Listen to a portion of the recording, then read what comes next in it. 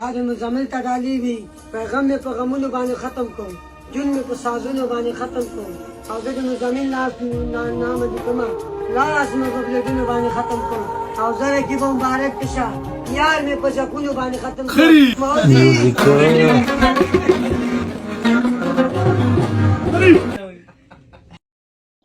ملګرو د ډینجر مومند او دین علاوه کم مدثر او څوک ورته مزمل پټان وایي د هغې کوم ویډیو چې دی هغه تاسو به کتلی په ټیک ټاک باندې وي یو نوی ویډیو راغلی دی د دې مزمل هغه زه تاسو سره شیر کوم چې په کم کې ډېر زیات څه کنځل هم کړي دي د ټول نه مخکې راشئ او ویډیو وګورئ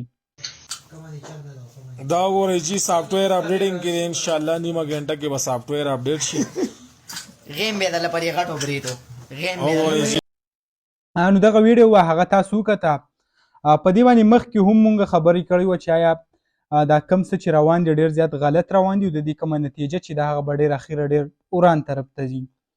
ډېرو خلکو په ما باندې هم تنقید وکړو کم کمنټس چې دي هغې کې هم څه کنځل چا وکړه او چا یو څه بل څه وویله خو خیر مونږ هغه مایند نه کړه او مونږ دا وویل چې آیا که په دې باندې زموږ په شان خلک خبره نه کوي دې نه علاوه داسې سوشل ورکر د دې حواز نه چوتوي نو سبا له کومه معاشره چې ده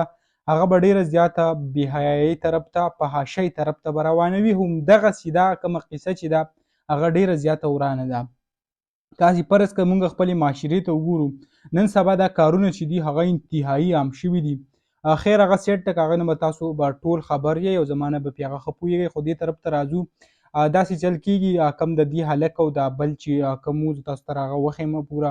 د دې دواړو داسې خپل منځ کې ملګرتیا دوستانه سره روان وو نو بیا داسې چل وشو څه خفګان به راغلی څه چل به شوی د هغې وجې نه د دې کم حالات چې دي هغه خراب شوي دي د یو بل سره یې نه لګي نو دا کم ډینجر مومنټ چې ځان ته وایي د داسې چل کړی دی یو ویډیو یې ریکارډ کړله ده ته یې پکې څه بدماشي کړې ده څه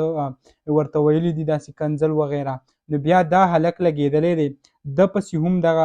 ویډیو جوړه کړې وه کومه چې تاسو وکته په پیله سر کې ده ورته هم داسې کنځل او رد بد یو بل ته ویلي دي نو د دې په منځ کې چې کم خلک دي دا جنګول دا فساد هغه راولي نو د دې نتیجه به بیا بل طرف ته ډېره زیاته ورانه وي نو زه تاسو ټولو ته یو ریکویسټ کوم چې د دې نه نور قلار شئ بلکې که مونږ ټیک ټاک ته وګورو دونه ډېر زیات اکاونټ به جوړې شوي دي یعنې څه په زراو باندې جوړې شوي دي د په نوم باندې نو موږ هم غوښته تاسو سره کوم حقیقت چې دی کوم ویډیو هغه هم تاسو سره هغه شریک کړه نو امید لرم ویډیو به هم خوښه شوي که ویډیو هم خوښه شوي ویډیو لایک کړئ او که زموږ په چینل نوي یې چینل سبسکرایب کړئ د داسې نورو ویډیوګانو لپاره